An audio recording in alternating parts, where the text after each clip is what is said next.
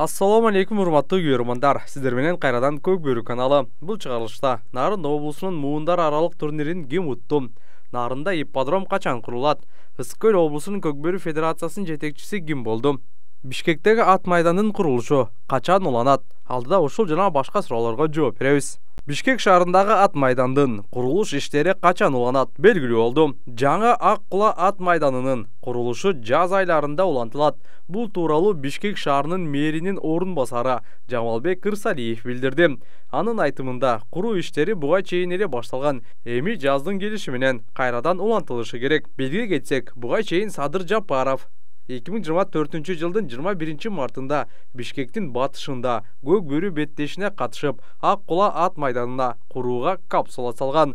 Мамлекет башчы жаңы ат майдандын имаратында соода борбору, мейманкана, тамактануучу жайлар жана башка шарттар болоорун билдирген. Ошондой эле жаңыдан курулуп жаткан ат майданда чарбалык имараттар, сарайлар, устакана, ветеринардык оорукана жана башка тиешелүү жайлар дагы курулат деп айтылган. Жаңы ат майдан Сокулук районунун аймагында Бишкек-Ош жолунун боюнунда курулат. Ал үчүн 215 гектар жер бөлүнгөн, 20 000 орунду болору дагы маалым.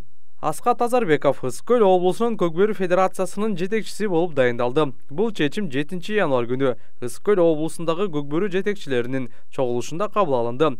Жыйында облустун учурдагы Көк Бөрү жетекчиси Фархат Мамбеталиев жылдык отчетун берип, кызматты Асхат Азарбековго өткөрүп берди.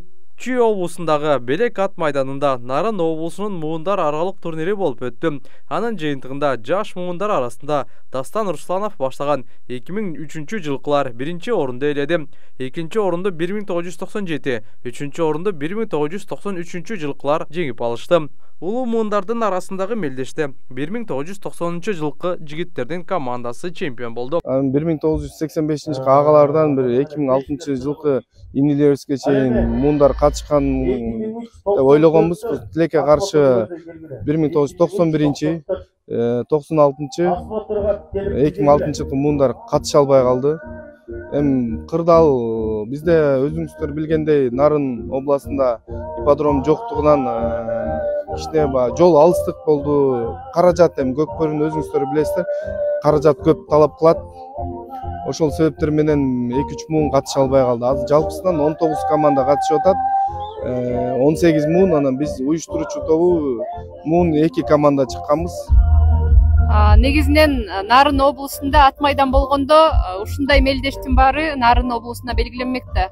Обязательно ошондой болмок, бирок эми азыр буюрса федерация биз да өзүңүз билгендей жаңы 6 айдын жүзү болду келгенибизге.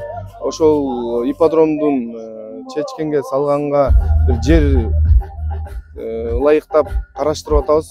Жакын арада жыл башында Нарын областынын губернатору Алтынбек Калдарович менен байланышкам. Буюрса февраль айынын башында жолугабыз деп сүйлөштүк. Бул оюндарыбызды жыйынтыктап алып, анан буюрса ошонун үстүндө иштейбиз. Биринчи койгон максатыбыз ипподром Нарынга салганга аракет кылабыз.